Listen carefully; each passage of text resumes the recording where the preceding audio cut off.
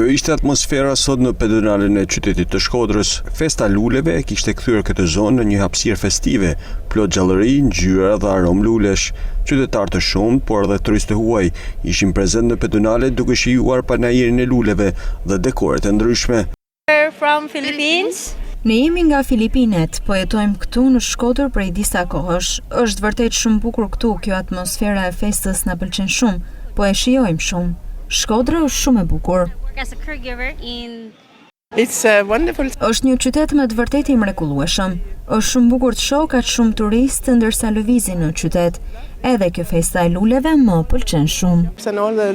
Shkodra ka pas sa ditë këtë punë më po fillon me hub traditat e shoqër që u bëm edhe herë me kujtu ata traditat. Puna parë që bën gruaja me lak saksijet e me lak lulet. Ju pëlqen ky organizim? Patjetër. Festa luleve, një traditë e hershme në Shkodër, është një mënyrë mjaft e mirë për të përcjellë edhe para turistëve të huaj një atmosferë festive ku të gjithë grup moshat festojnë dhe i këndojnë luleve. Se do vinë edhe vajzat fotomodelet. Do prezentohet edhe një veshje pranverore nga Saudeza.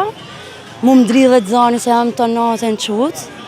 Por këtu do bëjmë një kanë 2 orë show, photoshooting. Është shumë e rëndësishme edhe për ne shkodranët, pra që të kuptojmë tamam vlerat artistike të lules. Turisti do kisha thënë, është një kalimtar që i len në mendje një imazh i bukur. Por jam të luftu më tepër edhe për një shkodranët, edhe ne sepse meritojnë.